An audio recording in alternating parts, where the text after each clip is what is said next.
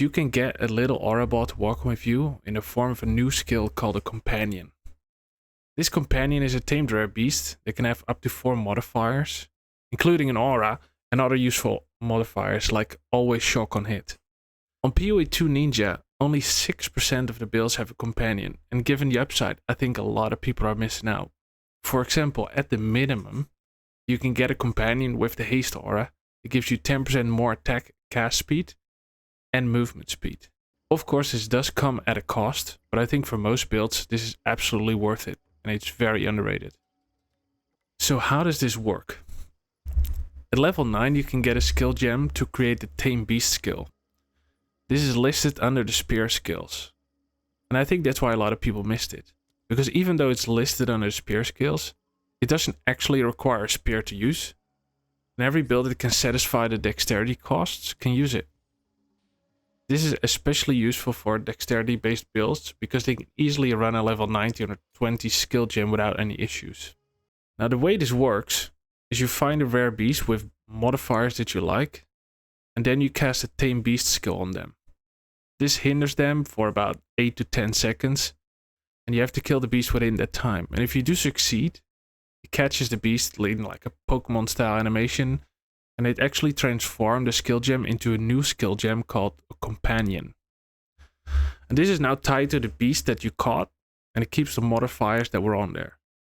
So this way you can have up to, you can maybe have 3 or 4 different companion skill gems with different beasts and different modifiers, depending on what build you want to play. These companions are account bound and you cannot trade them.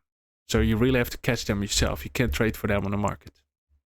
Because this is skill gem, you can level this up later with higher level normal skill gems. So for example, in the beginning, you use it on level 9, but then later on you get a level 14 skill gem, and you can just level up your companion. Obviously, this does include increase the attribute requirement. To use the companion, you have to use spirit at a fixed percentage. This differs per beast, so it's a good idea to try out different beasts and see how much spirit they reserve. This is actually the main cost of running them, so you do need spirit available, so it is a trade-off between different auras. But I think nowadays, the availability of spirit on items, especially in body armors, I think most builds can easily make it work.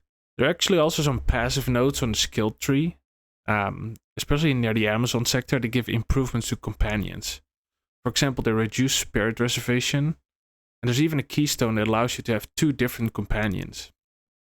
Now, let's look at support gems, because this is a skill gem, so obviously you can use support gems with it. In this case, because it's an aura bot, you want to keep it alive. It's not really there for the damage, and it's sort of like a minion, right? So think of it that way. So good support gems to use are ones that keep them alive or make the effects last longer. So good support gems in this case are Last Gasp. So they survive even if they die. For 4 seconds they stay around longer. Or things like Meat Shield or Elemental Army to even make them more durable. There are also some other useful supports like Blind on Hit. So the question is, where do you find these good beasts and how do you farm them? You want them with good useful modifiers. Well, you can find them everywhere, really. But a good place to farm them is actually in Act 3, Normal or Cruel. You can do this in the Jungle Ruins or the Infested Barrens. In the Jungle Ruins, there's a troubled camp with a guaranteed rare spawn, a Quadrilla. This is like the gorilla with 4 arms. And they're quite useful because they're like melee and they jump on targets. There's also in the Infested Barrens, there's actually a troubled camp which has guaranteed 2 rare beasts. This is a boar and a sand lion. The sand lion is that roly thing that sometimes, you get pushed away by it. And a boar can also charge. So depending on which type you want, you can pick. The way this works is you can respawn at the checkpoint at the troubled camp and constantly respawn the rare beast and check the modifiers. Now, one thing you really need to know about this is you cannot kill the beasts. The thing is, if you kill the beasts and then we respawn at the checkpoint, they don't respawn again, they're dead. So if that happens, you have to reset the complete zone. You can do this by control clicking a portal in town, or let's say an entry point into the zone. Now, last but not least, what are good modifiers to look out for? My personal favorite is the Haste Aura for 10% damage and movement speed. And this is actually not to be confused with Hasted. That just makes the beast faster, but it's not an aura, so it only applies to the beast.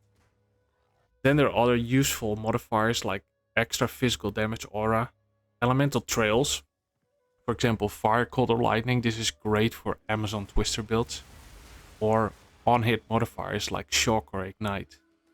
I think many builds that don't have like a source of shock, always shock. The modifier always shock on hit is very useful. For this, I've put a written guide in a link in the description from Mobalytics that gives you more info on this. So yeah, good luck in figuring out if this fits in your build and farming for a good beast. That's it for now. If this was useful content, please consider liking and subscribing to the channel. I'm Conky. Thanks for watching.